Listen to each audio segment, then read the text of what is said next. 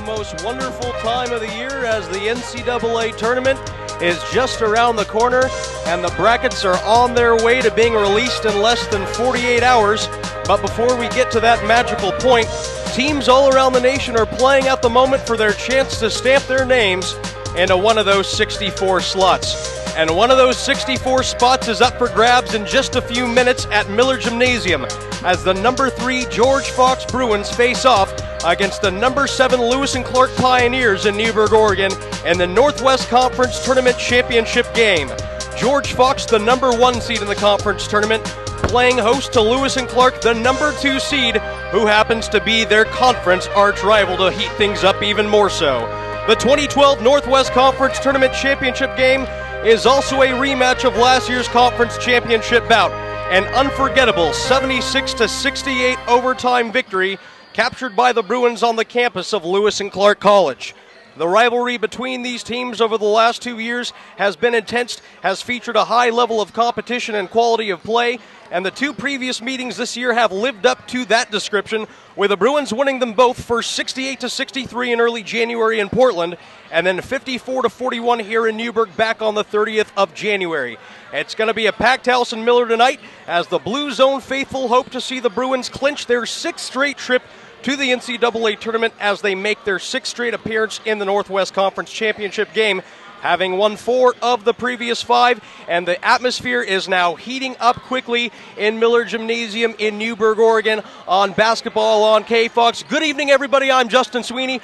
Good to have you here on this Saturday night, late in February, as we gear up for the final moments of this overall Northwest Conference season, as we have a rematch of the 2012 Northwest Conference Tournament Championship game between these 2 teams now. It's a pretty well done deal that both these teams will likely be making an appearance in the NCAA tournament, but for the Lewis and Clark Pioneers, it's especially imperative, at least from a mental standpoint, that they can try and sneak away this victory against the George Fox Bruins tonight.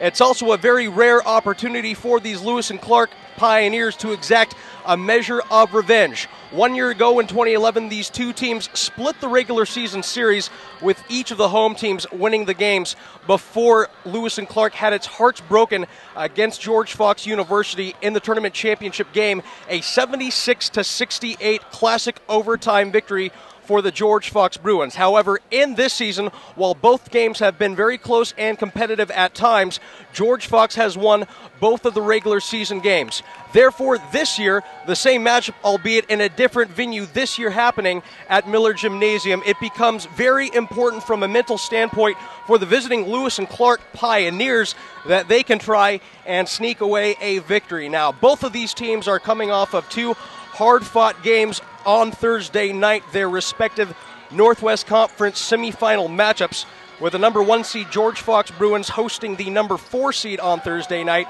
the visiting University of Puget Sound Loggers. It was a game that George Fox led in the second half by as much as 19 points. However, in the last couple of games, the similar pattern ensued where George Fox jumped out to a roughly 20-point lead before having it cut down to single digits before the Bruins put it away, and it was that pattern being replicated on Thursday night as the Bruins took care of the UPS Loggers eventually 68-55. Now, it was a close one for much of the way in Palatine Hill, happening at the same time Thursday night as the Lewis and Clark Pioneers played host to the number 3 seed in the tournament, the Whitman Missionaries, as Lewis and Clark jumped out to an early lead against visiting Whitman.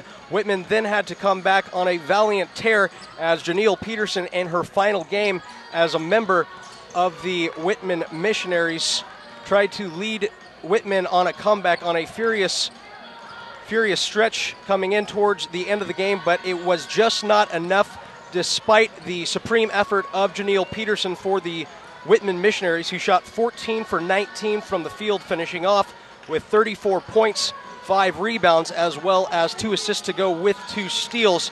Lewis and Clark put together a balanced team effort to knock off the Whitman Missionaries 69-64. So with those 2 victories by the Bruins and the Lewis and Clark Pioneers, we now find ourselves getting prepared for the 3rd meeting of the season between these 2 teams, the George Fox Bruins and the Lewis and Clark Pioneers. It was a big Thursday night here as well. Not only the George Fox Bruins winning their semifinal matchup, a crucial game against the University of Puget Sound Loggers, but it was also a very historic night as the star wing of this George Fox Bruins contingent, Keisha Gordon, became the all-time University women's program's basketball leader in points scored. She put up a monster game comprised of 23 points with 12 rebounds to go with 4 steals and 4 assists. With 23 points achieved, she surpassed Melody Grineveld McMaster to become the all-time leading scorer for George Fox University. So Keisha Gordon putting this team on her back offensively from beginning to the end of that game. There's a lot of other teammates chipping in the effort. However, Hannah Munker is one of the players who comes to mind for the George Fox Bruins. She had a nice performance of 15 points to go with 6 rebounds off of 5 for 9 shooting from the field. She also tallied 5 blocks, so she is nearing in on that 300 block mark, an achievement that no George Fox women's basketball player has ever touched in program history. Megan Arnoldie also with a good effort. The sophomore starting power forward had a double-double made up of 10 points to go with 10 boards off of 3 for 8 shooting. George Fox was also adept in advancing to the free throw line many a time in that Thursday night matchup against the University of Puget Sound. While this George Fox team has historically struggled from the free throw line in the last 3 years. In the 2009 championship season for the George Fox Bruins, they shot 67.2% from the charity stripe. They come into tonight's game only shooting about 61.5% from the foul line, but they went 24 for 36. Those 36 attempts certainly helped the effort. When you shoot more free throws, obviously you have that freedom to let a couple more go to waste. But George Fox, it'll be an ongoing effort throughout the final games of this season, however long it lasts for the Bruins this year, to try to improve in the free throw shooting column. So they went 24 for 36. Their opponents, UPS, also advanced to the line quite a bit, so they will have to try and condense in the fouls committed tonight. Taking a look at the keys to the game for both teams for the visiting Lewis and Clark Pioneers. They'll try to be physical as usual and see where it ends up. The physical game was working great in the first half in the previous meeting here at Miller Gymnasium, as the Pioneers claimed a 10-point lead at the half before a 23-point turnaround in the second half resulted in a 13-point victory for the Bruins, 54-41.